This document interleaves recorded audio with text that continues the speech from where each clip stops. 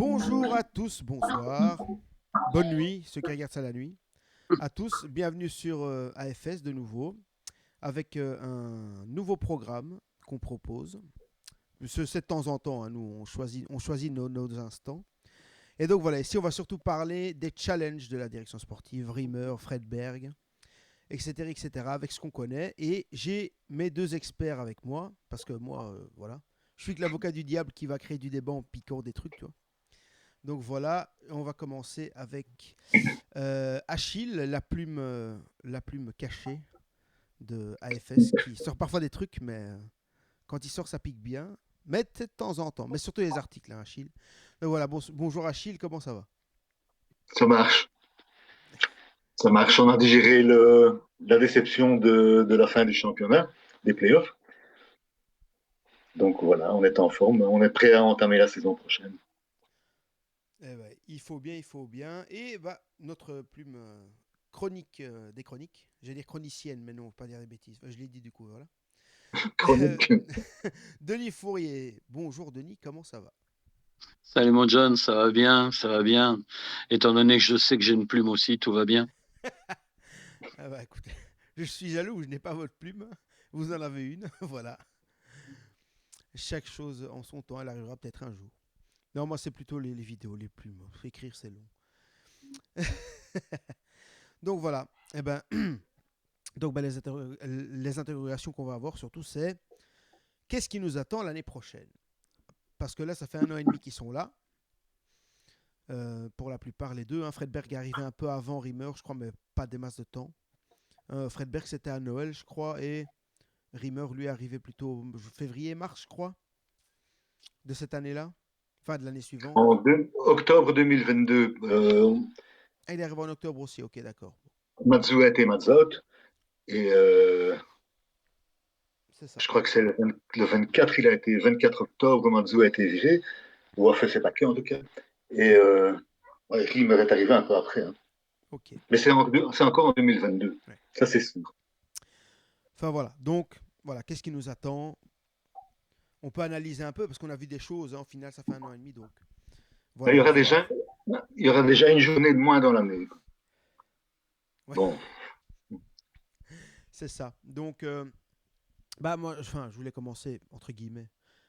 Fredberg, c'est plus rapide dans le sens où bon, lui, il fait que des choix avec son équipe sportive, la direction et le coach. Bah, c'est de voir quel type de profil. Bon, on a une interview qui en parle un peu. Quel type de profil est-ce qu'il manque?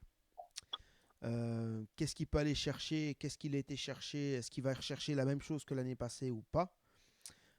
Denis, t'en penses quoi? Tu penses qu'il va aller vers quel profil? Bon, surtout après l'interview qu'on a vue, lui, il a parlé de style offensif. À quoi on peut Mhm. s'attendre? Bah, moi, je pense que déjà, les premières choses, ça va être la confirmation de Augustinson et de Laney. Je pense que ces deux-là, c'est important qu'ils restent, surtout Delaney par rapport à ce qu'il peut apporter, parce que selon moi, il a apporté 60% de ce qu'il est capable d'apporter. On l'a vu vraiment sur trois, quatre matchs. Le reste du temps, il était soit blessé, soit un peu poussif. Augustinson était assez fortement critiqué. Et c'est vrai qu'il lui manque quelque chose à ce joueur. Il n'est pas très élégant, il n'est pas hyper rapide. Mais moi, je trouve qu'il a fait ses matchs. Il a fait tous ses matchs. Il est assez solide. C'est quelqu'un d'assez rassurant. Il y a aussi le cas Gatoni, ce serait pas mal de le confirmer, étant donné qu'on n'est pas encore sûr de ce que Vertonghen va faire et que De Baas ne sera plus là. Et puis après, ce qui manque, ben moi je dirais ce qui manque, c'est un vrai numéro 10, parce qu'on n'en a pas, et Ah bon? surtout des joueurs de flanc. Non, pour moi, on n'a pas de numéro 10. Verskaren pourrait être un 10, mais il est largement en deçà de ce que je pouvais attendre de lui, et je n'attends plus grand-chose de lui. ouais. On va commencer par faire le profil de Fred Berg peut-être. Hein. Oui, Fred Berg qui a dirigé énormément de centres de formation. Donc, je pense que c'est quand même un type important pour faire éclore nos jeunes. On a des numéros 10 potentiels chez les jeunes. oui, chez les jeunes, oui. Anas Tajawar, par exemple, Tajawar, pardon, c'est vraiment une grosse promesse du club. Il est déjà éventuellement possible de le faire jouer en A. Mais je n'irai pas jusque-là. Moi, je considère que s'il y a quelqu'un qui est vraiment indispensable, c'est Federico Gattoni. Je considère que on doit être malheureusement à peu près sûr que même si Jan Vertonghen reste, il ne fera pas toute la saison, en tout cas pas au même rythme. Mm. Et que donc, on risque de se retrouver dans la même situation, mais peut-être un peu inversée par rapport à ce qu'on a eu l'année passée.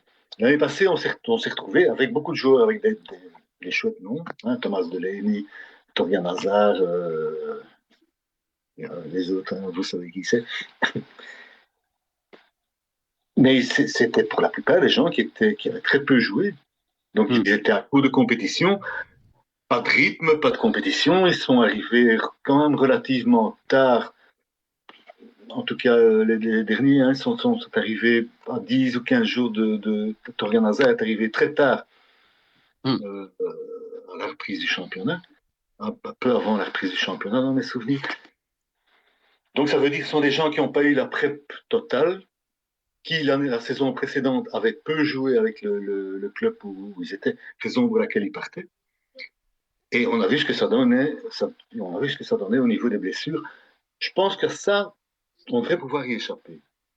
Mais à l'usure des corps, comme celui de Jan Vertonghen, on n'y échappera pas. Et c'est la raison pour laquelle je pense que lui ne fera pas la saison complète. Or, les matchs que Federico Gattoni a pu jouer, moi je l'ai trouvé bien. Il s'est affirmé au fur et à mesure. Il a donc entamé les choses d'une façon relativement modeste et tranquille. Ce que je trouve c'est un gage de maturité. Ouais. J'ai lu l'interview de Fred Berg, la version française. Tu as dit que d'ailleurs la néerlandophone était plus complète, mais bon, voilà. Au pire, tu compléteras. Et il disait. Oui, je n'ai pas tous les deux versions francophones. Hein. Ouais. Mais c'est un peu trop, quoi. Hein. Trois chiens qui se disputent le même os. Ouais, c'est ça. Et en fait, il disait, et là j'étais assez d'accord avec lui, en gros, il fallait un peu plus, c'est ce que j'ai compris, comme on dit, c'est le terme à la mode, intensité, quoi. Un peu plus d'offensif et d'intensité, c'est-à-dire des joueurs qui savent répondre à la demande pendant les matchs de course surtout, parce qu'on a vu que pendant la saison, des pas mal de matchs que j'ai vus, il y avait souvent, à un moment donné, il y avait des trous dans le jeu, quoi. Ça arrivait quand même ci et là. Après, bon, comme tu dis, l'effectif a été quand même. Bon, beaucoup de gens ont dit. Hein, coucou Silvio Proto, vous n'êtes pas le seul. Hein. Dire ouais, avec cet effectif-là, c'est un peu honteux de terminer troisième, etc. Bon. Oui, ok, Torgan Hazard, il y a 5 ans, ok, mais cette année, au PSV, il n'a pas joué quasiment. Donc. On peut pas se plaindre non plus. Delaney, il jouait plus. Donc, c'est plus les noms, c'est plus le joueur que c'était avant. Donc, pour moi, quelque part, on a tiré le maximum. Il n'y a pas vraiment à être. Oui, on est déçu parce que oui, tu pouvais l'être, mais quelque part, tu étais quand même encore loin. Après, le terme loin, pas loin, bon, soit. De Bruges, malgré tout. Tu pouvais, mais tu étais un peu loin quand même. Tu arrêter de me faire rire. Si tu bats Courtrai à domicile pour le dernier match, tu es champion. Ben, ça fait partie de la différence qui est encore. Bon, Bruges aussi peut. Ouais, ils ont perdu plein de matchs en phase classique. Quand on me dit qu'on est loin de Bruges, moi je me barre. Hein. Déjà, moi je suis tout près.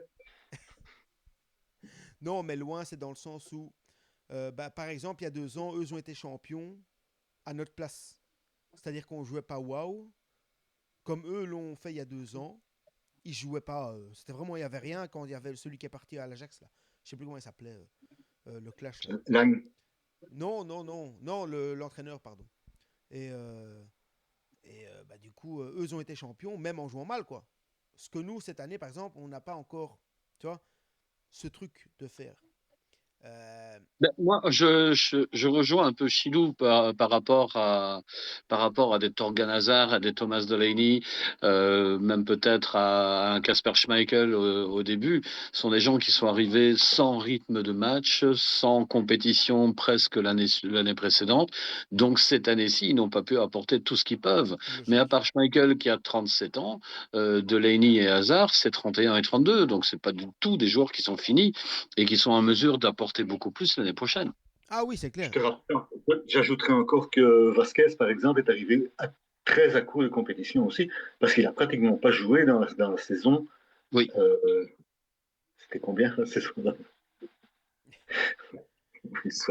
Donc, il y a eu cette longue opération, cette longue indisponibilité à Boca Junior, et il est parti suite à ça. Donc, on s'est retrouvé pratiquement avec une équipe de bras cassés, parce que c'était des gens ouais, qui cherchaient une solution de secours pour continuer leur carrière, quoi.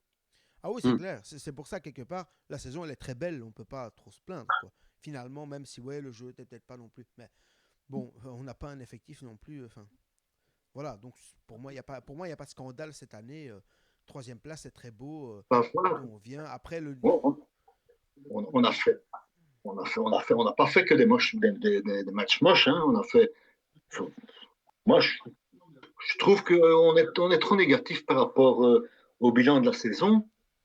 Et c'est un peu une constante au Sporting, parce que la saison passée, comme je l'ai rappelé dans un texte que je vous ai envoyé, que je suppose que vous avez vu, bien sûr. La saison passée, on a parlé essentiellement de la 11e place, mais on a quand même. Il n'y avait pas que ça, ouais. Il n'y avait pas que ça, hein. Il y a quand même eu un quart de finale en Conférence League aussi. Non, c'est clair. Non, c'est clair. Moi, mon avis là-dessus, c'est pas question quand on dit, bon, la saison n'était pas moche ou horrible. Mais je pense que les gens, en fait, veulent qu'on soit comme Bruges, exactement. C'est-à-dire que on est une équipe qui monte sur le terrain et, entre guillemets, comme ils ont fait pendant les playoffs, c'est vrai qu'ils ont quelque part écrasé ces playoffs, entre guillemets. Bon, ils l'ont pas fait le reste de l'année, il faut quand même le rappeler. Mais voilà, qu'ils soient vraiment au-dessus et maîtres. Et ça mettra encore quelques années parce que, bon, eux peuvent mettre des contrats à des joueurs qu'on peut pas encore. On peut en faire un, mais quand eux peuvent en faire trois, nous on peut en faire que un, par exemple. Et Mais avec le problème, un c'est seul que joueur, tu fais pas une équipe. À un moment donné, il faut arrêter. les gens veulent qu'on soit C'est comme Bruges, mais les gens aussi sont des éternels insatisfaits et sont toujours en train de comparer avec le passé. Mais tout le temps. Ouais. Combien de fois j'ai dû râler au niveau de certains commentaires parce que on ne peut pas autoriser ça, on ne peut pas accepter ça du grand Anderlecht. Ah ouais, le Attends, grand. Ouais. le grand Anderlecht, il est en reconstruction, donc maintenant, il faut avoir aussi les pieds sur terre, un minimum de lucidité et laisser le temps au temps. Et dans ce cadre-là, la troisième place, c'est une progression et il faut espérer encore une progression l'année prochaine. C'est ça. Mais j'entends déjà certains dire, si on n'est pas premier à fin septembre, c'est encore une saison pourrie. Et ça arrivera. C'est Ça ça. arrivera parce qu'il y en a qui ne peuvent pas s'en empêcher, c'est tout. C'est clair. Et moi, je pense d'ailleurs même que euh, si on va dans cette vague-là, et moi parfois je le remarque, on a des joueurs clairement qui n'ont pas les qualités, je pense, assez pour prétendre à ça. Maintenant, après, ça ne les empêche pas de faire des bons matchs, de servir. Bah, de donner un exemple, après il est très jeune, mais je trouve que voilà. Euh, allez, Angulo, je me demande si c'est pas un tout droit et que bah, après, oui, il sait courir vite, mais après, qu'est-ce qu'il fait du ballon? Maintenant, après, il est jeune et bah, d'un côté, on peut pas se plaindre. Enfin, c'est pas comme si on est dans une équipe qui a gagné 15 Ligues des Champions, par exemple. Oui, eux, ils peuvent se plaindre, nous non. Donc d'un côté, bah, le mec, il a fait son but à Bruges, il a rapporté 3 points. Enfin, il peut pas se plaindre et il doit rentrer petit à petit. Il est jeune, par exemple, c'est un exemple. Hein. Vasquez aussi, il a des manquements sur certains trucs, mais on peut pas. Je ne comparerai pas les deux. Pour moi, On va quand même rappeler, Il 2 secondes en après, je a vous déjà laisse parler. corrigé pas mal, je On, trouve, on- parce que on va rappeler quand même que le grand Jude là, de Bruges, là, d'il y a 2 ans, tout le monde disait oh, il va partir, si là. Il a quand même fait banquette la moitié de l'année, cette année. Donc, après, il faut aussi remettre les choses dans leur contexte. C'est pas forcément parce surtout que. avec Della, parce que Voilà. Donc, après, on va voir maintenant la direction sportive, comment ça se passe, quoi. moi, je pense qu'on commet des grossières erreurs dans toutes ces appréciations entre les équipes. Une différence de Un contexte, hein. 35 millions une différence de 35 millions de budget entre une équipe qui a 0 € de budget et une équipe qui a 35 millions, c'est énorme. Mais à partir du moment où la différence se fait entre une équipe qui a 100 000 euros, 100 millions par exemple de budget et une autre qui a 135, la différence est beaucoup plus faible. C'est une différence qui se fait en pourcentage. Ah oui, puis Et il y a le donc, contexte, hein, il y a beaucoup de choses. Hein, parfois, une balle qui rentre ou qui rentre pas, quand on ça me dit peut. Bruges est en avance de 35 millions sur nous, et ouais, je dis ouais, ok, bon, d'accord, mais on part de quelle base? On part pas de zéro, hein, ça Non, c'est c'est clair. ça, Hein. c'est ça. Bah, pour Quand Fred Berg dit qu'il faudra encore faire attention à ce qui se passe normal. au niveau financier, non seulement c'est normal, mais en plus, moi j'estime que si ce n'était pas le cas, on serait prêt à répéter les mêmes couillonnades qu'avant. Oui, Parce ouais, que parce que j'ai remarqué tous les aussi, hein, couillonnades, hein, de tu... tous les côtés, hein, ouais. je veux dire, il ne faut pas croire que les gens disent Herman a fait des transferts, Herman a fait des transferts qui ont pas marché, ça c'est clair et net. Il Mais tout le pouvait se monde a fait des louper. transferts qui n'ont pas marché. C'est Michel Verskuren aussi. Hein. Allez. Et avant lui, Steppé, il a fait aussi des transferts que les gens se demandaient ce qui se passait. Quoi. Ah, mais tu sais jamais déjà tout réussir de un. Et puis bon. Maintenant, bon, pour revenir plus à Fredberg, donc je pense que. Enfin, moi, je trouve sa communication quand même bien parce que bon, faut pas oublier qu'il communique pour le groupe et pour les autres. Donc voilà, les phrases qu'il dit on n'est pas loin de Bruges. Bon Comme voilà. vous avez sûrement lu ce que j'ai fait, vous savez qu'il est diplômé en psychologie du sport. Mm. Ça veut dire que s'il disposait à ce moment-là d'une communication qui serait pas bien au point, ça serait un scandale. Quoi. Mais de toute façon, bon, tout le monde aime bien ceux qui sont honnêtes et qui disent toute la vérité, rien que la vérité. Bon voilà, on a combien de fois est-ce qu'on critique pas Van Azebroek quand il descend son équipe aussi. Donc à un moment donné, c'est un exemple parmi tant d'autres quoi. Donc moi je pense non, moi j'aime bien sa communication, il communique bien. Je pense qu'il forme vraiment une équipe avec Rimmer et bon Van Andenoot peut-être c'est un deuxième, quelqu'un Ça un se peu en sent, dehors. hein, mais bon. Mais je pense qu'ils font un groupe et ça c'est une grande qualité parce qu'il n'y a pas beaucoup de clubs où c'est comme ça. Il y a beaucoup de clubs où tu as le directeur sportif, il fait ce qu'il veut, ou c'est l'entraîneur qui fait ce qu'il veut, et alors tu changes d'entraîneur et toute ta politique sportive change. Ça va pas. Donc d'un côté, voilà, moi je trouve qu'au niveau de Fredberg, je pense pas que voilà, il a apporté, voilà, il y a des joueurs qui ont peut-être pas donné satisfaction, certains ou pas autant, ou des petits soucis parce que ouais, les Danois, bon, je sais pas dire vraiment, parce que bon, quand même, on a un Danois qui termine quasiment meilleur buteur, enfin il est pas loin du meilleur buteur, et il est encore dans le classement des meilleurs donneurs d'assist aussi, donc bon, Bah, enfin De dans toute le haut du façon, tableau, donc voilà. il y a eu aussi un grand courant qui décidait de critiquer systématiquement la Danish Connection. Alors ça, s'il y a bien un truc qui m'a énervé, parce qu'en effet, comme tu dis, Dreyer, il termine deuxième meilleur buteur et quatrième meilleur passeur, donc il est 19 fois décisif sur la saison. Dolberg est également dans le top 5 ou top 6 au niveau des buteurs. Je pense qu'on n'a pas à se plaindre de la deuxième moitié de saison de Schmeichel, peut-être un petit peu de la première et Ouais. encore, il n'a pas coupé de points. Et le dernier, c'est Delaney. Delaney, lui, en effet, j'attendais beaucoup plus de sa part, mais blessé et puis à court de compétition. Donc pour moi, les Danois, on n'a rien à leur reprocher. Et merci Fredberg de les avoir amenés, c'est tout. Ouais, je pense que ce soit ça, ou même pour d'autres. Bah, ça, voilà, Vasquez aussi a marqué ses buts quand il a dû. Bon, parfois pas. Enfin, bon, ils ont tous les joueurs font à un moment donné un mauvais match, donc je pense pas que ce soit un problème. Mais bon, voilà, moi je pense que ouais, Fredberg, c'est comme dit, à voir sur quel profil il va aller. Voilà, je répète, si on avait vu parler des profils offensifs et des profils aussi avec du coffre, quoi. Du coffre pour le mieux, parce que même s'il était content du pressing au long de l'année, il a quand même trouvé que ça s'est essoufflé. Donc, moi, je suis assez d'accord avec lui. Après, il a parlé aussi de la défense. Mais voilà, je pense que va c'est faire surtout ouais, ça. mais Pour tenir sur le long terme, je pense que il est pas, je ne suis pas complètement à côté de ce qu'il dit dans son interview, en tout cas, personnellement. comparer des profils physiques en se basant sur l'année passée, c'est impossible. Comme j'ai expliqué, je tiens à dire que c'est vachement important. Il y a là-dedans plein de joueurs qui n'ont pas fait la prep, qui sortaient d'une saison où ils avaient peu joué, où ils avaient été blessés. Ouais. Non, non, tu vas partir maintenant avec d'autres possibilités, c'est-à-dire tout le monde va faire la prep, tout le monde va être, ils vont bien se marier encore une fois, probablement, comme ils s'étaient bien amusés en Tunisie, et ils vont revenir, et les premiers matchs vont être dégueulasses, mais ça, bon, c'est comme ça. Ouais. Bah, maintenant qu'on a parlé de ça, voilà, l'éléphant dans la pièce, hein, comme certains disent. Non, on va parler du coach, quoi. Parce que bon, voilà, là, c'est lui qui allez, nous intéresse surtout, on va dire, parce que bon, voilà, Fredberg, c'est une chose. Alors, Rimmer, qu'est-ce que tu as pensé, Denis, dans la globalité de la saison de Riemer. Je ne sais pas si tu peux même faire un petit de ce que tu pensais au début de saison, milieu et fin de saison.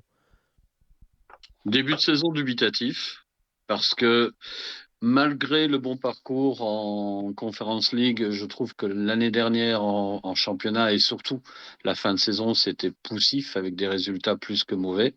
Terminer le championnat avec une défaite à domicile face au club malinois, ça fait un peu désordre. Donc j'étais dubitatif, j'attendais.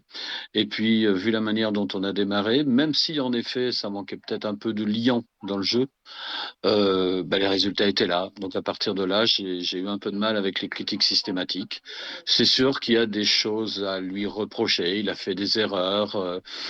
La manière dont Léonie a été mis un peu de côté au bout d'un moment est assez. Enfin, je me pose quelques questions. La manière dont le cas Flips a été géré, je me pose des questions aussi, bien qu'il n'ait rien fait là où il a été prêté non plus. Moi, je l'avais vu beaucoup jouer avec le Stade de Reims et je trouve que c'était vraiment un type de joueur dont on avait besoin. Donc il y a en effet des choix sur lesquels je reste un peu dubitatif, mais par contre il a créé un sacré esprit de groupe et quelque part une belle assise défensive. Donc dire qu'il est nul en tactique, oui, il peut s'améliorer, mais nul en tactique, certainement pas en tactique défensive. Donc l'idée de lui associer un T2 qui est plus orienté tactique, c'est pas mauvais, surtout si Rimmer l'accepte et est convaincu qu'il a quelque chose à en apprendre. Mhm. Achille, qu'est-ce que tu penses? Qu'est-ce qui peut améliorer? Qu'est-ce qui peut changer pour ou rien? Je sais pas si. Qu'est-ce que tu penses qu'il peut faire pour faire un peu mieux? En fait, Riemer a été qualifié par Ariel Jacobs de voetbaldier. Il est connu, semble-t-il, dans le milieu pour être quelqu'un qui travaille sur le foot pendant 24 heures par jour, 7 jours par semaine. Par exemple, du temps où il était l'adjoint d'Ariel Jacobs à Copenhague, il s'occupait des entraînements de l'équipe A, comme c'est le cas pour tous les T2, mais aussi l'après-midi, il faisait les entraînements des 19. Pour garder la forme, il disait. J'ai vu des photos de lui à l'époque d'ailleurs, il était plus svelte. Mais tu peux pas faire ça au plus haut niveau. Elle fait Faire de la des pub trucs en direct, pareils. Denis fait de la pub en direct, c'est incroyable. Buvez du lait. Faire des trucs pareils, c'est impossible. C'est impossible. Je dis, le job de T2, c'est un job à 100% du temps, à temps complet, dans une équipe qui joue en Belgique, quoi. Ailleurs en Afrique. Mais ici, donc, nous, on était très épatés parce que ce qu'on a soupçonné la plupart du temps s'est avéré, c'est-à-dire qu'en réalité, Riemer faisait le job de T1 et de T2. Ça va pas, c'est pas comme ça peut pas se faire comme ça. Ça crée aussi de la lassitude au niveau des entraînements parce que c'est le job du T2 aussi, hein, de trouver des entraînements qui vont permettre au groupe de continuer à être motivé et à s'amuser. Parce que si c'est pour faire tout le temps la même chose, le genre Goutas dans les années 70, c'était Jongens, on va faire le tour du parc, on va faire un peu de physique. Hein. Mais non, tu peux plus faire ça à Ouais. l'heure actuelle, c'est pas, ça roule plus comme ça. Donc, avoir un bon T2, oui, c'est quelque chose qui va l'aider beaucoup. Alors moi, c'est bon, un truc que je pense, mais bon après, je vais l'exagérer peut-être un peu pour piquer et créer un débat, je sais pas. Moi, je pense que il a, à voir si le groupe le suit, je sais pas, parfois un problème de perception.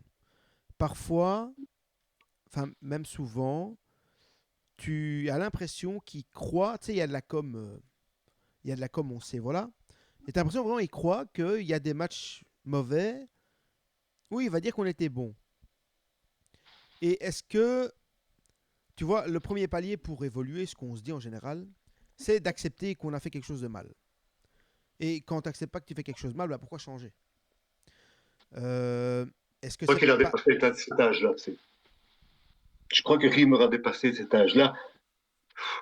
Il traîne, il a traîné, il est apparemment toujours en train de traîner avec des gens qui s'appellent Fred Berg, des gens qui s'appellent Yulmant, des gens qui s'appellent Thomas Frank, parce qu'il a travaillé pendant 4 ans avec Thomas Frank à Brentford. Ces 3 personnages sont bardés de diplômes universitaires. Ce sont des gros intellos, Riemer apparemment pas. Mais bon, il est quand même toujours collé avec eux, quoi. Ouais. Quand tu es collé avec des gens pareils, à 45 ans, tu ne vas plus continuer, tu ne vas plus te dire je vais travestir la vérité. Non, non, non, c'est pas comme ça. Ouais, aujourd'hui, le foot, quand même. Enfin, aujourd'hui, on est dans des. Allez, c'est dans des trucs très. Dans un peu des vases clos, où, par exemple, on va se dire, ah, faudrait pas qu'on dise qu'on a mal joué, parce que sinon, aïe aïe aïe, la politique sportive prendre un coup, je sais pas, l'image. Donc, c'est dans ce sens-là. Hein. Souvent, moi, je pense que dans ce genre de cas, c'est Mais non, compliqué. cacher la merde au chat, il n'y a personne, ça ne marche plus. Avant, tu pouvais encore dire ça, mais maintenant, les gens voient l'entièreté du match à la TV. Il ne faut pas essayer de leur faire passer non plus Eh ben, moi, je connais de des leur faire clubs. compte des vestiges ou des lanternes. Moi, je connais des clubs où ça se passe. Hein. Toute l'année, ils foutent rien de l'année. Tu as des résultats parce que tu as de la qualité individuelle. Et l'entraîneur, il dit que tout se passe bien, alors qu'en fait, tu as juste des buts parce que. Je veux des noms. Non. Mais non. Il y a un autre club que certains savent que je supporte. Alors là, c'est comme ça. Hein. Il se passe rien de l'année et c'est top football, top player, top level. Ouais, on a fait ci, on a fait ça. Moi, je crois qu'il y a une phrase, je une sais pas phrase de si. Riemer. Parfois, lui, il me fait un peu penser à ça. Moins, parce que des fois, il va dire on n'était pas top aujourd'hui. Il le dit, par exemple. C'est pas. Mais est-ce que peut-être c'est pas ça qui peut un peu améliorer pour monter le niveau, quoi. Enfin, si on peut dire ça comme Je ça. crois qu'il faut prendre 2 choses différemment. Il y a la com, le contenu de la com, et ce qu'ils pensent vraiment. Et la com n'est pas forcément ce qu'ils pensent vraiment. Pour moi, il y a une phrase qui est clairement caricaturale à ce niveau-là. C'est la phrase qu'il a au lendemain de la défaite contre Bruges. Je me suis planté, mais si c'était à refaire, je referais pareil. Pour moi, ça veut tout dire. Ouais. Ça veut dire que il attend la 70e ou la 72e minute, je ne sais plus exactement, pour faire ses premiers changements, et il fait du poste pour poste. Pourquoi? Parce que dans sa tête, il est convaincu qu'on va égaliser. Et si on égalise, dans sa tête, il est convaincu qu'on est champion. Il pense pas à l'Antwerp à ce moment-là. Donc c'est pour ça qu'il dit qu'il referait pareil. Parce qu'il est tellement sûr de nos qualités défensives. Parce que si c'est 1-0 à la 70e, c'est un miracle. Hein. Un miracle qui s'appelle Ouais. Schmeichel et maladresse des Brugeois. Mais c'est 1-0 et donc on peut revenir. Il pense qu'il va y avoir un exploit individuel. Malheureusement, il n'arrive pas. Et c'est pour ça qu'il dit je me suis planté dans ses changements, peut-être dans sa composition de départ avec Verskaren. C'est peut-être ça qu'il sous-entend. Mais il recommencerait parce qu'il est convaincu que c'est comme ça que ça doit marcher. Et c'est un peu, pour moi, je dis que Riemer a des. Bing. Mon Ah, téléphone qui la casse la chute. figure. Ouais. Euh, il y a des comparaisons qui peuvent être faites entre compagnie et Riemer sur le côté je vais mourir avec mes idées. Riemer est capable de se remettre en question, mais il met du temps. Il met du temps parce que, comme l'a dit Achille, il est toujours entouré de gens hyper diplômés, hyper intelligents. Franck, Fredberg, Ouais. purée, c'est quoi ça? J'ai sans arrêt des notifications de Fred Ah, Dubois avec de la purée. avec de Non, la purée. non, Ben, mais c'est normal. non, mais Avec son métier, c'est normal. non, je comprends ça.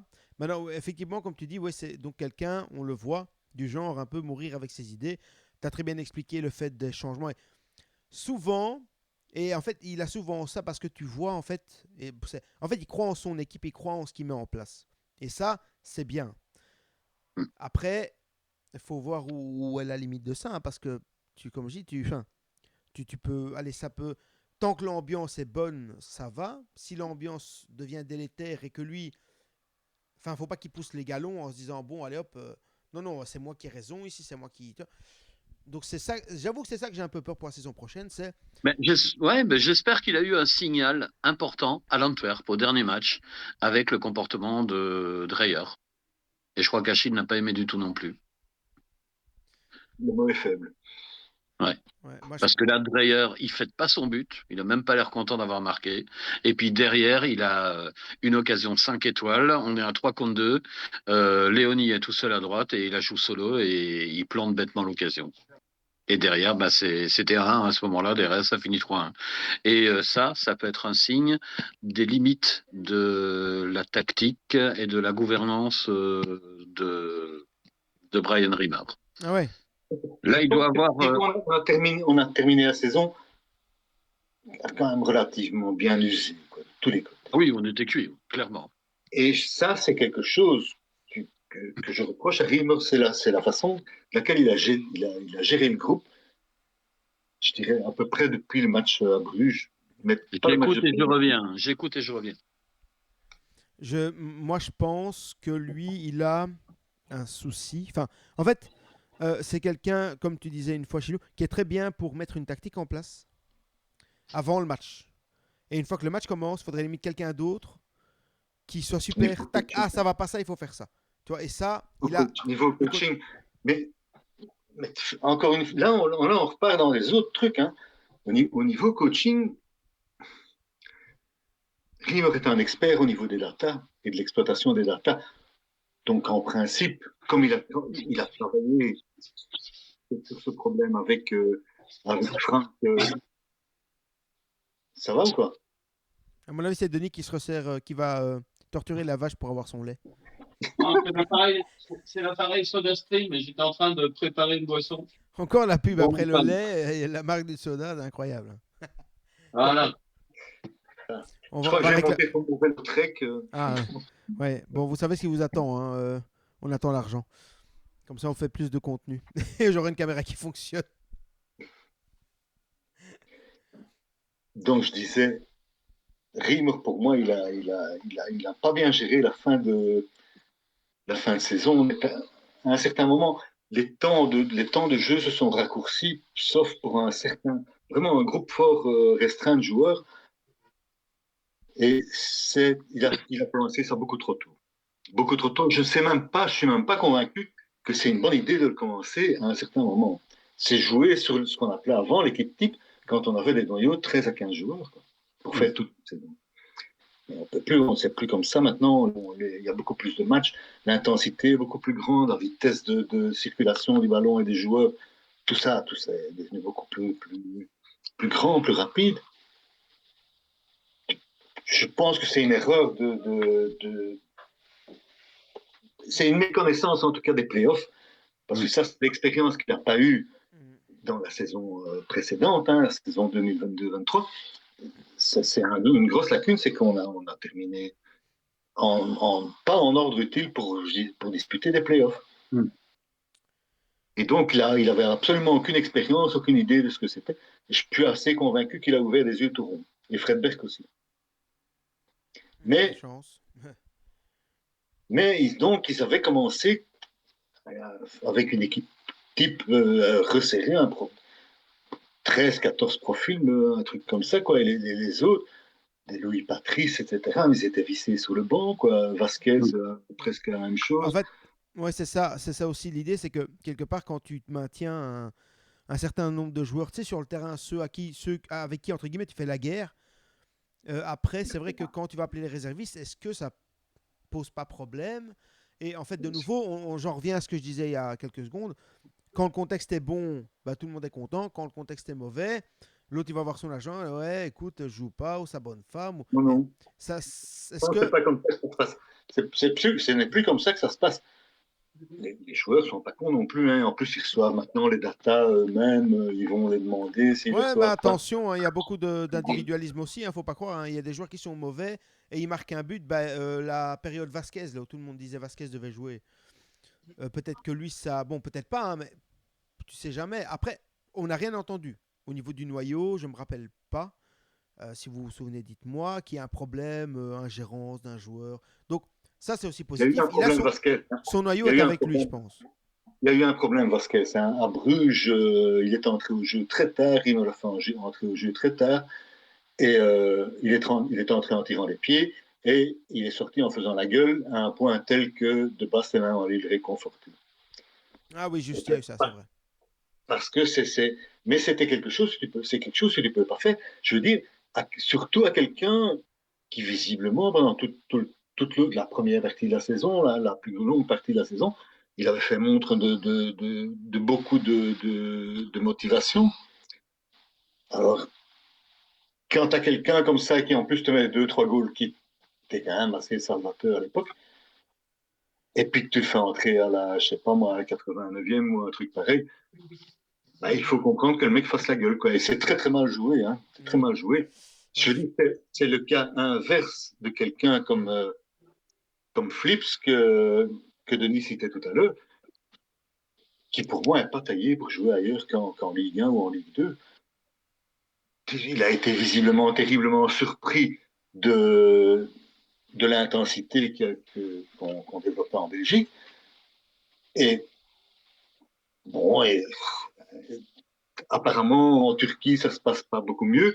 Et pourtant, là aussi, Un choix étrange, je trouve. Hein. Il est extrêmement gentil et populaire. C'est lui le DJ préféré des autres, de ses collègues, des autres joueurs, etc. C'est un club de foot, hein, donc ça tombe bien. C'est pas du tout ce qu'on lui demande. Je provoque un peu.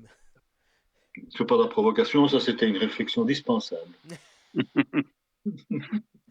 Non mais Denis, t'en penses quoi de sa gestion au final du groupe, etc. Est-ce qu'une deuxième année comme ça peut fonctionner ou ça va créer des problèmes? Moi, j'ai une vision, encore une fois, à deux vitesses. J'ai eu l'impression que pendant la première moitié de la saison, il faisait bien tourner. Et puis, est-ce qu'il s'est dit, on est premier, il faut pas que je déconne, il faut pas qu'on perde des matchs, il faut qu'on reste premier. J'arrête de faire tourner parce que j'ai un noyau en lequel je crois. Et il a usé son noyau. Est-ce que c'est ça? J'en sais rien. J'en sais rien. Mais en effet, comme le dit Achille, Vasquez, c'est 7 buts jusqu'au play-off. À partir du moment où on est arrivé en play-off, Vasquez, c'était fini. Et les play-offs, c'était juste après l'incident de Bruges. Et oui, ça s'est vu. Vous voyez, moi, tu le voyais entrer au jeu. Il n'entrait plus au jeu de la même façon qu'avant. Non. Mais moi, je pense aussi que lui, allez, ça s'étend un peu au groupe, enfin à ses joueurs, les chouchous, hein, entre guillemets, évidemment, voilà. Parce que moi, je me rappelle, parce que tu parles le lendemain de Bruges, il a fait des erreurs, etc. Mais juste après le match, les interviews, c'est on aurait pu, c'était pas mal, on n'était pas mal dans le match, or que t'étais pas du tout dans le match, mais bon, soit. Et alors, bon, lui, c'est une chose, c'est un entraîneur. Struycken, son interview, j'étais aussi, bon, j'étais vraiment, enfin, j'ai eu du mal à encaisser un peu le truc. Il nous a dit que c'était des détails. Alors, c'était des détails aussi, ça pouvait être 0,4, hein, bon, ok. Mais, tu vois, à ce niveau-là, tout n'est que détail. Oui, bien, ok, on s'entend bien. Mais, quelque part, par les détails après un non-match, tu vois, est-ce que c'est, en fait, c'est peut-être pas que lui, parce que là on parle de lui, mais est-ce qu'il a communiqué ça? Est-ce que peut-être le groupe de joueurs titulaires, lui, ne voit peut-être pas de problème, vu qu'ils jouent sur le terrain, ils sont tout le temps là, ils marquent, ils célèbrent pas, c'est peut-être pour ça aussi, c'est normal. Il marque un but, le mec a marqué 19 buts, enfin, il a 19 actions décisives. Mais quand tu vis toute une saison avec un entourage qui te dit on est des bisounours, on joue bien, on est bon, etc., à un moment donné, tu adoptes le même discours. Donc, j'ai l'impression que ça déteint, quoi. Voilà, donc un problème de ce côté-là? Je ne pense pas que ça puisse être le cas pour un homme de data. Je pense que ça, c'est pas possible. Oui, je peux me tromper. Hein. À partir du moment où, en substance, les gens te disent quelque chose qui est contraire à ce que tu vois au niveau de listing ou de panneaux graphiques, etc., ça marche pas. Ça marche pas. Ouais. On n'arrivera pas à te tromper. Après, tu as des gens de data, mais c'est pas pour autant qu'ils peuvent pas aller être butés dans leur. Tu vois? Enfin, je sais pas, je pousse un peu le trait parce que moi, c'est ce que je vois. C'était pas mon métier, vraiment, les data.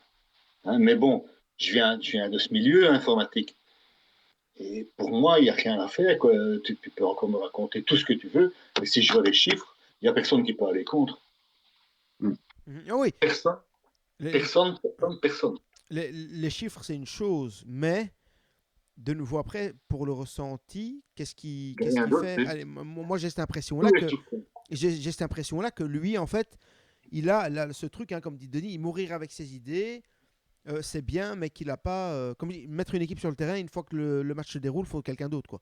Parce que là, pour gérer. Bon, après, on parle des égaux, quelque part un peu. Bon, ça, au final, c'est l'équipe qui doit passer devant, donc voilà. Mais quand ton équipe, elle tourne pas et que tu as des mecs qui rentrent, ils font des bonnes parties de match et le match d'après, ils sont nouveaux sur le banc, or que tu as joué 3 jours avant, admettons, parfois, ou tu vois, c'est compliqué. Alors, on se plaint après, Hachimérou, il joue 2 matchs, il est blessé. Ouais.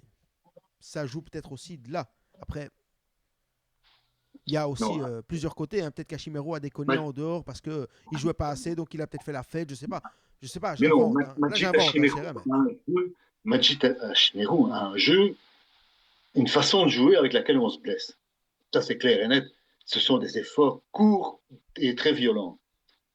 Le Gegenpressing, c'est comme ça qu'il est bâti. Ceux qui ont bien regardé le match hier, c'était affolant, quoi. Le Real, en première mi-temps, le Real perdait un ballon, il fallait 3 secondes pour qu'il le reperde. Le Real récupérait un ballon, il fallait 3 secondes pour qu'il le repère. Ça, c'est cette façon de jouer, ce fameux Gegenpressing qui a été mis au point par Red Bull Leipzig. Leipzig, c'est extrêmement demandeur au niveau physique. C'est avec des efforts comme ça que tu te blesses. Mais bon, là aussi, lui, hein, il a été blessé. Il a été blessé pendant toute une partie de la saison. Puis il va à la CAN, il se reblesse et assez sérieusement. Ça veut dire que toute sa saison, en gros, elle est passée au bleu. Et puis on lui fait jouer un match complet ou presque complet et il se blesse. Ouais. Mais ça, c'est tout le temps, c'est toujours comme ça. Ça, il ne faut pas avoir lu les datas pour ça. Hein. Je dis, toutes les datas vont confirmer ça, mais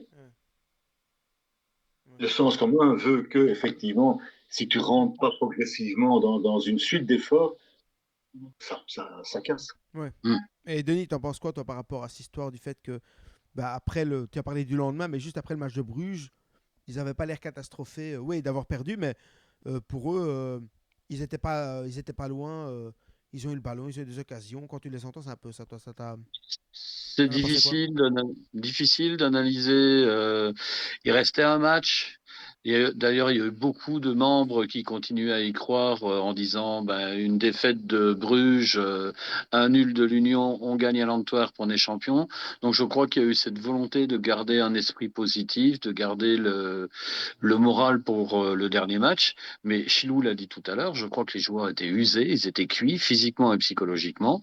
Donc, même si Bruges avait perdu et si l'Union avait fait match nul, on finissait troisième parce qu'on n'a pas été capable de faire le boulot à l'Antwerp, parce qu'on est cuit.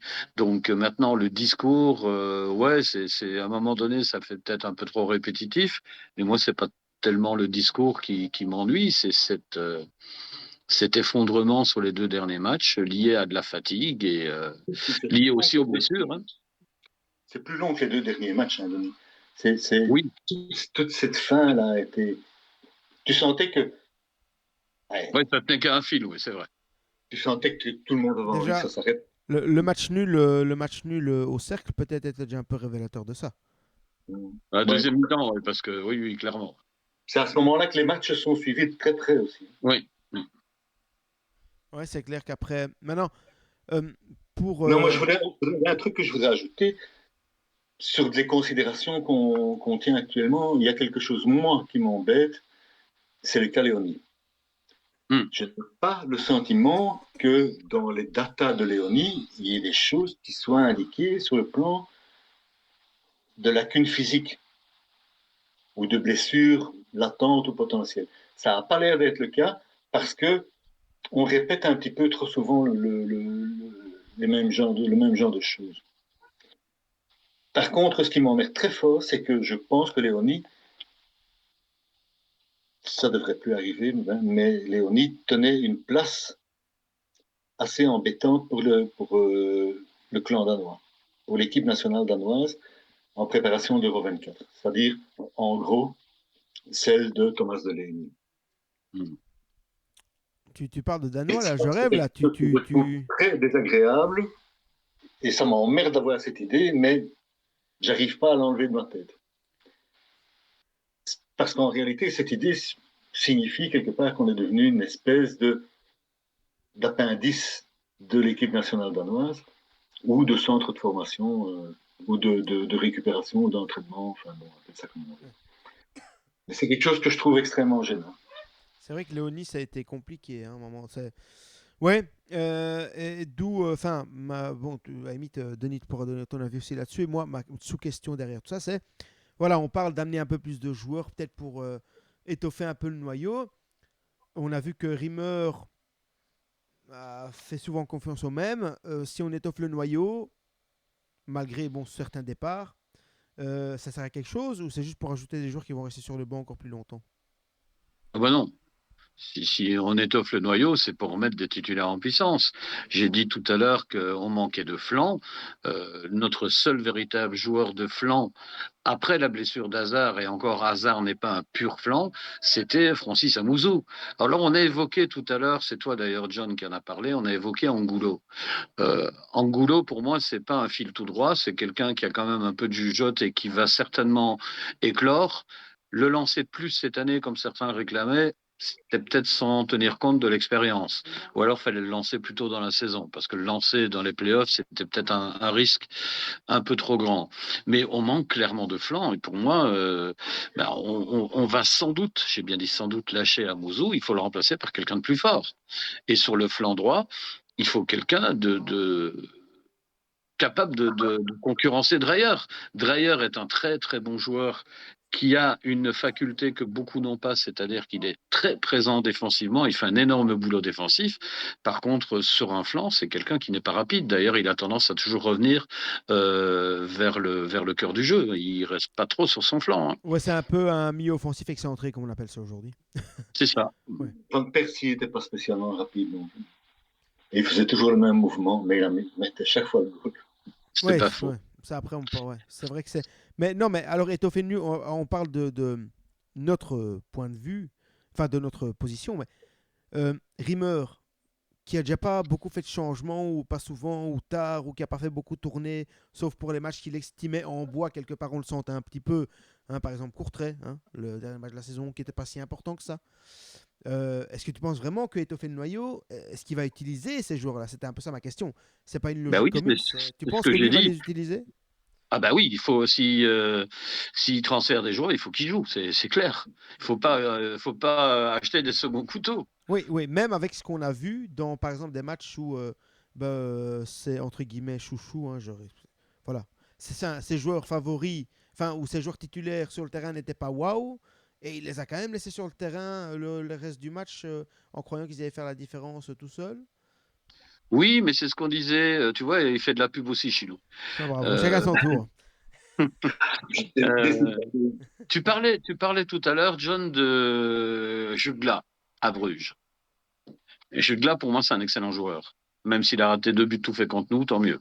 Mais c'est un excellent joueur. Il jouait pratiquement pas à l'époque de Deyla.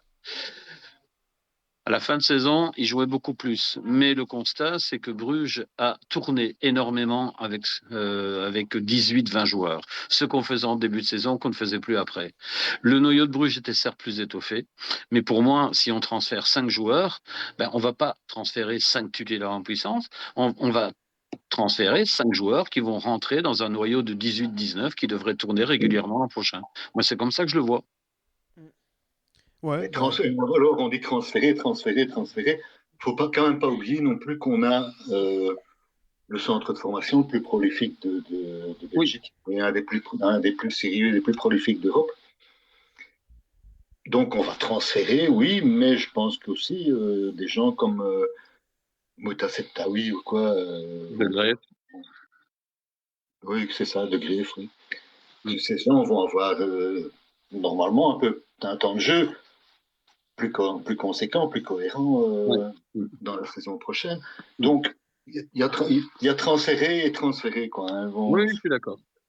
ouais, c'est du transfert aussi, quelque part, hein, parce que ces gens viennent d'une autre ouais, équipe. ouais, bien sûr, Mais c'est c'est clair. interne, quoi.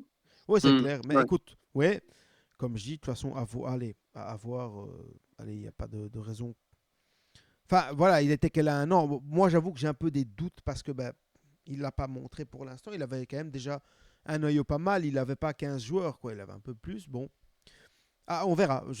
Comme je dis, c'est un an et demi. Voilà, à Brentford, bon, Chilou a fait un très bon papier que j'ai pas lu entièrement à ce niveau-là parce que le réveil était compliqué. En gros, qu'est-ce qui s'est passé à Brentford et qu'est-ce qu'on en disait est-ce qu'il avait aussi ces mécanismes de un petit groupe de 13-14 joueurs et le reste c'est une fois de temps en temps?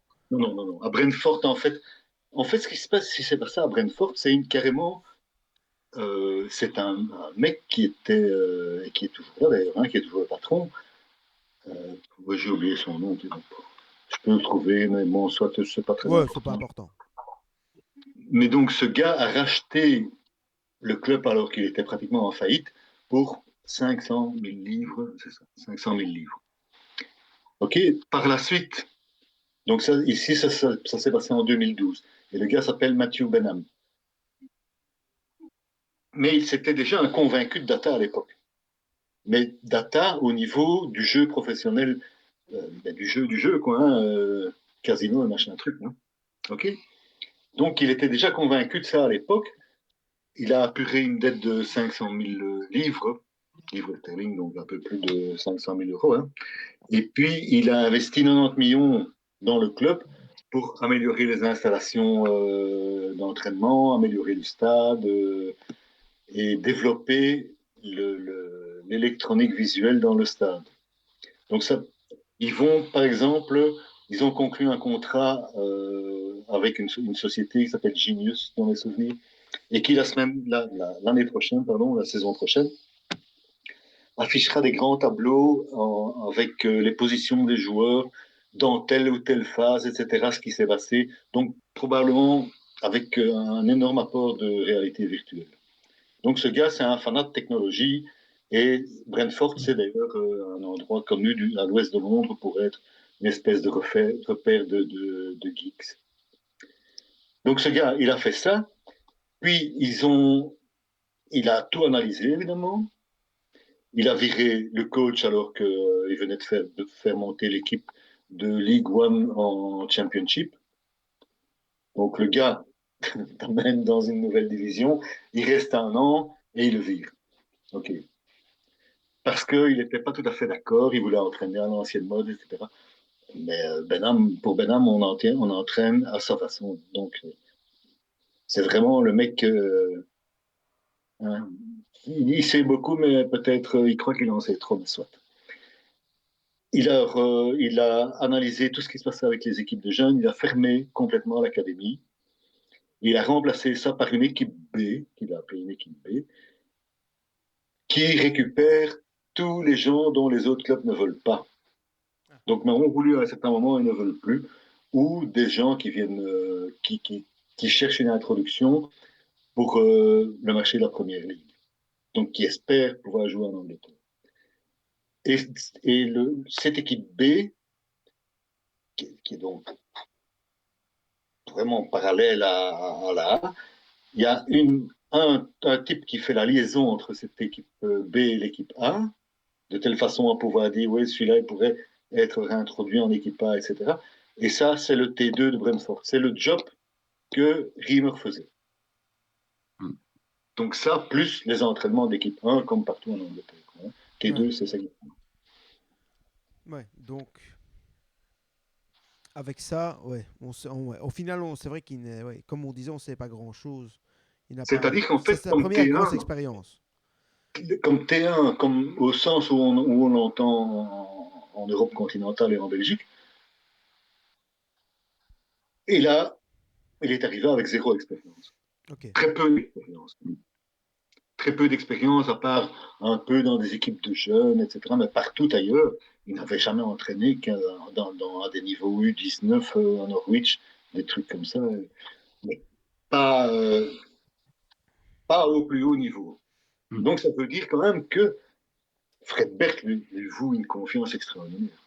Ouais, c'est assez incroyable. Et d'ailleurs, donc, bah, bon, pour entre guillemets conclure là-dessus, après j'ai un dernier petit jeu du garde on garde pas.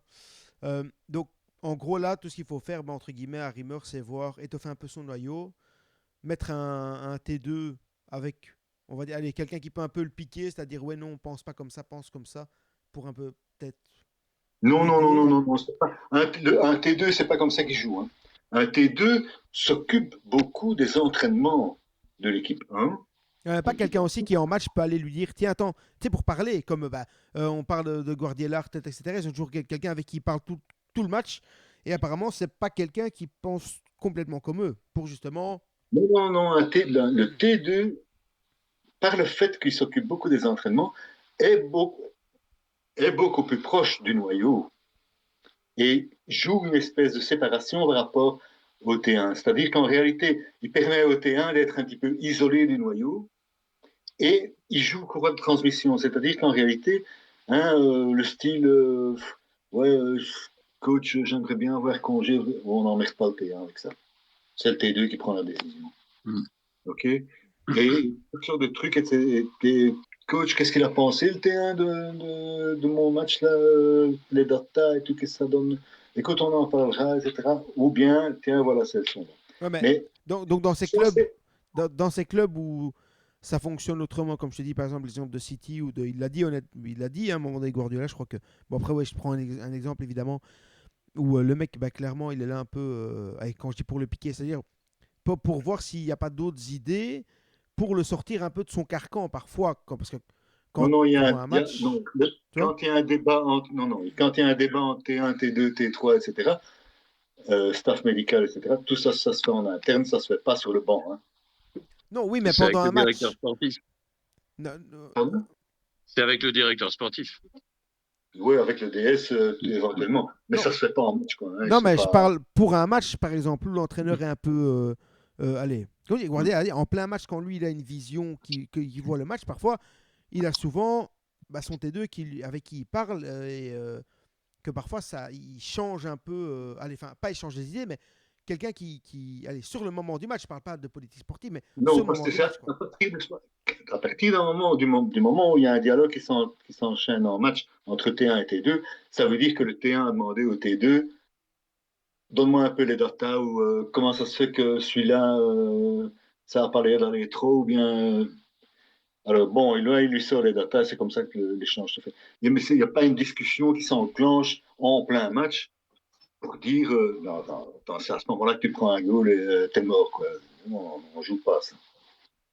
Ok. Donc, enfin bon, donc comme on disait, c'est quoi? C'est lui mettre un T2 Net. pour alléger son travail, aller Oui. au niveau du Oui. reste et quoi. Donc quoi, qu'il arrive un peu à prendre le pas allez, sur son côté mourir pour les idées, etc. Pour un peu plus Bah, refaire confiance à si je toute son comprends, équipe, à tout son noyau.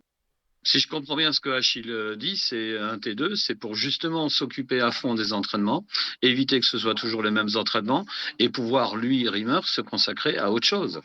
Avoir un peu ce qu'on appelle en anglais une helicopter view. Oui, c'est ça, exactement. Ok. Oui. Oui. Ça et non, oui, ça et alors la vision aussi de ce qui se passe au niveau des futures. Aussi. Ouais. Plus à ce moment-là, lui, il va avoir une vue d'ensemble des deux noyaux beaucoup Ouais. plus complète et plus facile à obtenir que vraiment.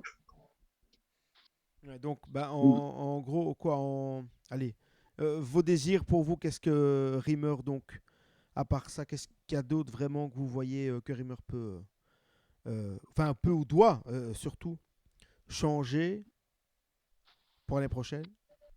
Il doit mettre de l'ordre dans sa kitchen. Et comme Denis, quoi. Ça va, Mm. on va en rester là. Alors, Mais non, voilà, non, mais je vais, attends.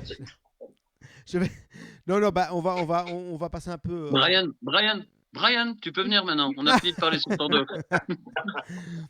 Aïe, aïe, aïe. Maintenant, on va vite terminer parce qu'on est presque on est à 1 heure de vidéo, donc on va Là, s'arrêter. tu vas devoir compresser. Ouais. Dernier petit jeu rapide. Du garde on garde pas, ça va aller vite. Bon, Smashel, Denis, t'en fais quoi? Je l'adore, mais on ne garde pas. Ok, Chilou? On garde.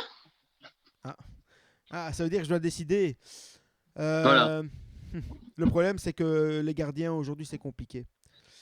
Donc, je pense que je le garde. Et alors, le deuxième joueur derrière, ça va aider un peu.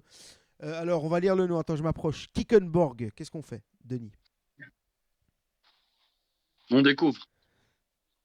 Oui, on découvre, on attend. Ouais, moi je pense aussi que je ferais ça. Je veux dire, Je on garderais. on peut pas le condamner, mais il y a quand même une part de scepticisme qui s'est installée. Hein, ça, Ouais, quand Kozmans joua, ouais, je sais pas. Mm. Bah justement, on en vient, Colin Kozmans. On garde. Oui, on garde 100%. Et si on peut en trouver deux, trois comme lui. Superbe mentalité. Bah, moi je m'en sépare. Je fais peut-être une erreur, je sais pas, mais bon, soit voilà. Je vais pas. Eh bien, John, c'est toi qui pars. Ok, bonne soirée. Je te signale que tu loges dans son appartement, donc dégage. Ah oui, à la colline. Donc, de Bast, on en À la parle. colline. Oh, joli. De Bast, on n'en parle pas parce que bah, logiquement, il part. Sauf, voilà, donc voilà. Ah, ici, un peu de discussion. Bon, on va essayer de faire vite quand même, mais voilà. Gatoni, qu'est-ce qu'on fait? On garde. On garde comment? Comment est-ce qu'on le garde? Contrat. Ouais, contrat idéalement, mais si c'est une année de prêt supplémentaire, ça me choque pas. Ouais, Oui, mais ça ne sera pas le cas parce que quand même. il est coté à 3 millions. Je dis ça, je dirais. C'est une cote après, on connaît. C'est lui, ils ont des problèmes au niveau financier. Hein, c'est de la même galaxie que le Standard, 777. Ah oui, c'est vrai. Ouais. Moi aussi, bon, bah, ces derniers matchs, il y a quand même eu quelques manquements, mais ça va. Enfin, ça n'a pas choqué, quoi. Il a pas fait. Ouais, il a fait une boulette sur le but en vexe, mais il n'était pas choquant. Les derniers matchs, il en a joué 3. C'est ça. Donc, non, moi aussi, je garde. S'il y a moyen de garder, ça peut être intéressant. En plus, il est jeune. Vertonghen. Puis on garde, mais. Je sais pas ce qu'il va faire. Idéalement, on garde, mais je sais pas. Je suis pas sûr. Ouais. Bah, on n'est pas convaincu que lui pourra le faire. Mais en réalité, il va se tester à l'Euro 24. Hein. C'est très clair. Ouais. Bah, moi, je le garde et je fais. Allez, un peu comme. Mais alors, faudrait un truc. Allez, faut le garder, mais faut lui dire quoi. Tu vas pas être titulaire toute l'année, ça ira pas. Tu vas devoir tourner et peut-être bien pour le groupe, pour aussi les autres. Tu vois. Donc, on ne peut pas dire ça à l'avance. C'est lui, ce sont ses datas d'entraînement qui marqueront le coup. Qui, à un certain moment, soit lui dira, écoutez, moi je veux 2 matchs par semaine ou 3 matchs par semaine, moi je peux pas. Hein, c'est lui qui fera qui fera le choix à ce moment-là, qui prendra la décision.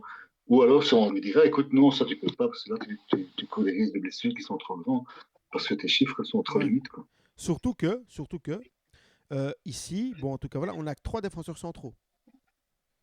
Donc, et bon, un qui part sûr. Donc, bon, de toute façon, Fredberg l'a dit aussi, il va falloir recruter, donc à voir qu'est-ce qui va venir aussi. Parce que pour Nuncio, mais il y a quand même, bon, il y a un manque de la page qui peut donner un coup de main, mais on ne sait pas jusqu'à quel point. Bon, il a gagné beaucoup en maturité sur la dernière saison des Futures, mais. Après, moi, je connais un club où Vertonghen était, il s'est fait sortir, il s'est fait mettre sur le banc par un gamin de 19 ans qui est arrivé, donc pourquoi pas? Pourquoi pas? Si le mec il arrive à avoir une maturité suffisante. C'est d'ailleurs ça qui a poussé sa venue à Anderlecht. Ce qui me paraît assez clair, c'est que pour Nunzio Ngwanda, c'est encore un peu jeune. Quoi. Il a que 15 ans. Comme arrière central, 15 ans. Quoi. C'est clair. Alors, Augustinson, qu'est-ce que tu fais, Denis? Moi, je garde. Achille? Ouais, je garde. Considérant que, bon, c'est pas un arrière-gauche, voilà. Que je pense que trouver, aller acheter. On est bien d'accord, mais bon. Moi aussi, je le garderai. En fait, je le garderai parce que vu le contexte, comme dit, voilà, on n'est plus, c'est fini. C'est fini les paillettes pour le moment. Donc, moi aussi, je le garde. Finalement, voilà. De base, non, je le garde pas, mais au final, oui, je le garde parce qu'il faut réfléchir à un moment donné. Et oui, je le garde. Réglé, clairement. Moussa Ndiaye. Ouais. Mais lui, il peut jouer à la fois arrière-gauche, parce qu'il a beaucoup joué arrière-gauche, mais tu peux même l'aligner dans le milieu du jeu aussi. Hein. Moi, je suis convaincu que le numéro 10 dont Denis parlait tout à l'heure, il pourrait. Ça peut être un Ndiaye, oui. Il joue 2 là. Hein. Ouais. Il peut jouer là. Ouais. Moi, je pense aussi. Enfin, voilà, moi, je le garde. Par contre, clairement, là, cette année, il faudrait step up, quoi. Enfin, je pense. C'est mon avis. Après, j'exagère peut-être. Sardella. Moi, je Je garde. garde. Ouais, je crois qu'il va partir, mais bon. Ouais, après. Louis Patrice. Surtout si c'est à de la part, tu dois le garder. Moi, je le garde aussi, quand même. Il a rendu Moi, du j'aime bon bien ce service. joueur-là. Ouais, voilà, de nouveau, hein, oui, c'est vrai Mais que c'est pas, c'est pas le grand c'est un petit peu Anderlecht, mais mordant. bon, c'est pas le grand Anderlecht comme On a certains joué disent, avec mais Gilles c'est Van fini. Hein. Bilt à l'arrière droit. C'était pas non plus. Et puis de toute façon, c'est fini. Il faut à un moment donné, il faut avoir les pieds sur terre. Donc, C'est pas moi, je dans le garde derrière, aussi. hein. Ouais, c'est ça. Mats Ritz, qu'est-ce qu'on fait avec lui? Denis? Ah. J'ai répété sur 80% de mes chroniques que j'arrivais pas à le noter parce que c'est le gars qui fait le sale boulot, c'est le gars qu'on voit pas. Maintenant, dans ma dernière chronique, j'ai mis un truc qui m'a quand même embêté, c'est qu'avec Bruges, c'était je sais pas combien de passes décisives et quelques buts. Il joue peut-être plus en retrait, mais il y a des grosses lacunes à ce niveau-là. Donc, pour moi, je dirais pas de souci si on garde, mais remplaçable. Moi, je pense que, vu qu'il y aura une campagne européenne, on va devoir le garder. Mais que je suis pas convaincu que. Enfin, sa saison m'a pas convaincu. La globalité, l'ensemble de sa saison ne m'a pas convaincu à 100%. Je reconnais qu'il a été utile, etc. Mais j'ai quand même un peu trop vu des passes qui n'arrivaient pas comme elles devaient. Mais on peut aussi dire qu'il sortait d'une saison où il a très peu joué. Ouais, moi, je pense aussi que, bah, de nouveau, hein, dans un idéal, en fait, moi, j'en ai pas besoin dans mon idéal, mais dans la réalité, voilà, un peu comme Denis, quoi. On le garde, mais voilà, il ne doit pas être titulaire à 100%, ou alors il doit aller vraiment. Mais sinon, Tu dois avoir un noyau qui doit grandir latéralement, quoi. ouais, c'est ça. C'est ça. Parce que tu vas jouer une compétition de plus. C'est ça. En espérant Aller plus loin possible. Ouais. aller assez loin. C'est clair. Donc, Amadou Diawara. Alors, moi, je dis directement, je le vends. Voilà. Moi, je dis sous-utilisé, il aurait pu faire beaucoup plus. Si on l'avait utilisé, c'est pas un mauvais joueur. Donc, je le garde pas parce qu'il est grillé, mais sous-coté et sous-utilisé. Moi, je pense surtout qu'il s'est sous-coté lui-même et qu'il n'a pas fait montre d'une grande motivation à certains moments. Ciao. Ouais. Alors, comme dirait Patrick John, Théo, Léonie. Ils sont faits. Je garde. Je le mets comme président à la place de Wouter van den Nooy. C'est ça, ou non, non, ça, il faut garder. Hein, c'est vraiment pas. Impérativement, mais il faudrait qu'il puisse jouer un peu plus. C'est ça. Parce que la saison prochaine, ce sera une saison de Nations League pour les équipes nationales. C'est ça. Ça,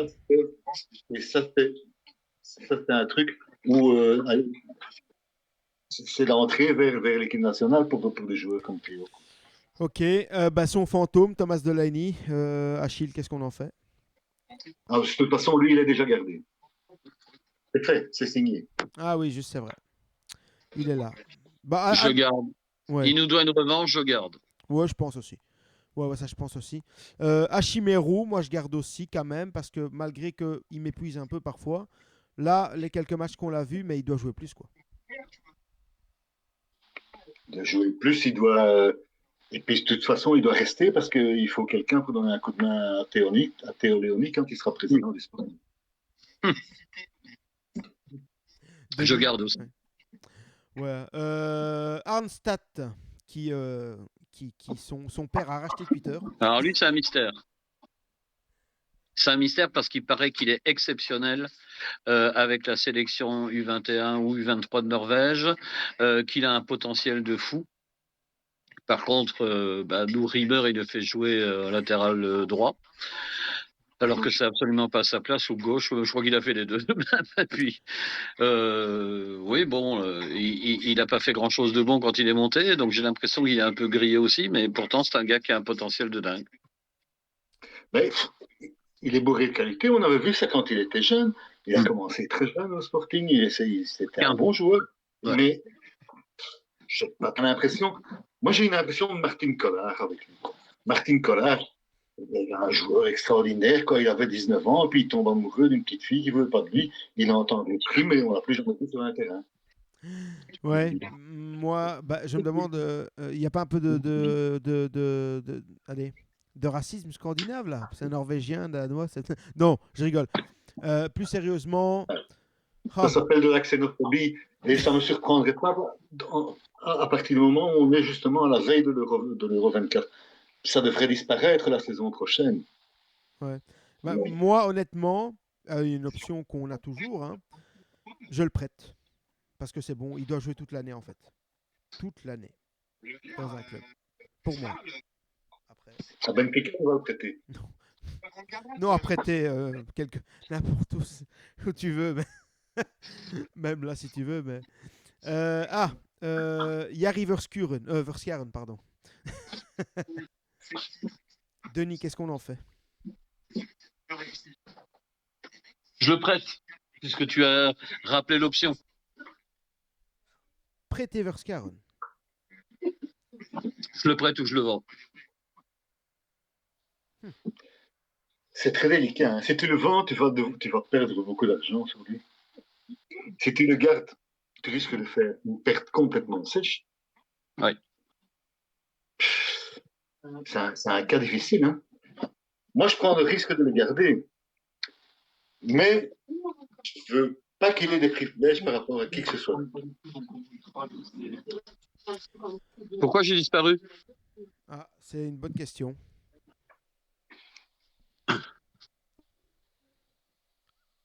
Ah. Denis a disparu. Ok. Ouais, ben j'essaie de régler, je vois pas pourquoi. Mais bon, vous m'entendez toujours? Ouais, t'entend. on t'entend. Écoute, on va terminer. Il reste plus beaucoup de joueurs. On va conclure. Ouais, moi, Verskaren, moi, je le vends carrément, je pense. Je sais qu'on perd beaucoup d'argent, mais on perd beaucoup d'argent depuis pas mal de temps. Il a beaucoup de blessures aussi à un moment donné. C'est malheureux, mais je pense pas que. Voilà. C'est une décision, c'est un peu arbitraire peut-être. Je l'assume totalement, mais. Ouais, moi, je pense que je m'en sépare. Mario Stroikens, on garde, non? Garde.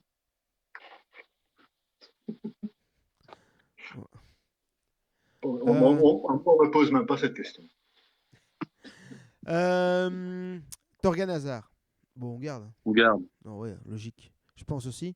Amouzou, on peut vendre, hein, on peut dire au revoir, un On petit vend. paquet cadeau, une petite fête là, à mi début de saison là, non? Comme ça, Moi, parce je qu'il pense a que marqué des bons buts. Francis mérite d'aller voir un petit peu ailleurs Ouais. et surtout le rôle que Rimmer lui préfère, c'est-à-dire une espèce de remplaçant de Joker. Je trouve ça manque un peu de respect par rapport à lui. C'est pas faux. C'est ça. Donc, Angulo, bon, on garde, hein, je pense aussi, il est On jeune. garde. Voilà. Dreyer. Je vends. Ah. Il refera jamais une saison comme il a fait cette année. Il était au taquet, il avait la baraka. C'est un joueur intéressant, mais bon, sa mentalité m'a déçu. Peut-être que je suis trop resté là-dessus, mais moi je dis on vend. Il refera jamais une saison comme cette année. Ouais, je pense aussi. Hein. Enfin, après, on sait jamais, mais ouais. Il a des gros trous en fait dans une saison. Moi, j'attends la fin d'Euro 24, Oui. voir comment ça s'est passé. Peut-être que je vends à ce moment-là, peut-être que je garde. S'il ne fait pas un bon Euro 24, probablement que je vais le garder. S'il fait un bon Euro 24, je vais le vendre parce que ça fera beaucoup de Ok. thunes. Je pense aussi. Dolberg, on garde, je pense. Je non garde. Ouais. C'est pratiquement signé aussi, ça. Ouais, logique. Bah, c'est un achat, hein, il est en contrat, il est sous contrat. Donc. Oui, tout à fait. Oui, mais bon, je Ouais. veux dire, il n'a pas émis le désir de se tirer. Ouais. Il a envie de rester. Ouais. Et Luis Vasquez, Je garde.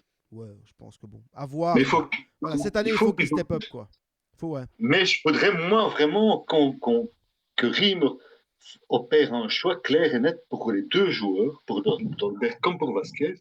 C'est-à-dire très clairement, quand on va affronter une équipe qui va bétonner, qui va parquer le bus, il faut taper Vasquez. C'est ça. Pour user ces gens jusqu'à ce qu'ils en aient marre et qu'à 12 minutes de la fin, parce que c'est son numéro, Dolberg rentre et en met 12, quoi, un par minute. Ouais. Ok. Et quand on compte des équipes qui sont plus techniques, commence avec Dolberg et puis faire entrer Vasquez sur la fin, parce qu'avec son énergie, ça grille pas, il va le foutre les jetons. Ouais. Bah écoutez, on a 1h15 de programme, on va... T'as oublié un joueur. Sur ma liste, c'était le... Dis-moi. Non, il y a des pourparlers. Je ne peux pas révéler ma source, mais j'y crois fortement. Des pourparlers pour Damsgaard. Pour qui? Alors, ça s'écrit Damsgaard. Ah, Ça se prononce Damsgaard. Qui joue d'ailleurs, mais pas tant que ça, à Brentford. Et donc, il y a des contacts avec Damsgaard. Bon, je connais pas, enfin, je connais de nom, mais pas plus que ça. Donc, honnêtement. Ce mec-là, je l'ai vu pour la première fois jouer à l'Euro 2020 avec le Danemark. Il était exceptionnel. Il est parti à la Fiorentina et il s'est un peu enterré depuis. Mais c'est un sacré joueur et il n'a que 23 ans. Ça peut offrir une solution de repli à Brentford. Ouais, bah écoutez. Enfin bon, donc voilà, on va se laisser là. Merci à tous les deux. Bon voilà, la technique, c'était pas ça aujourd'hui. On essaiera de faire mieux la prochaine fois. Ben voilà, maintenant à voir. Hein, le futur nous donnera raison ou pas. Donnera raison à Rimmer ou pas, Fredberg ou pas. On souhaite que le meilleur. Hein, on espère une bonne évolution et une bonne Coupe d'Europe. Ce serait déjà très bien. Ok.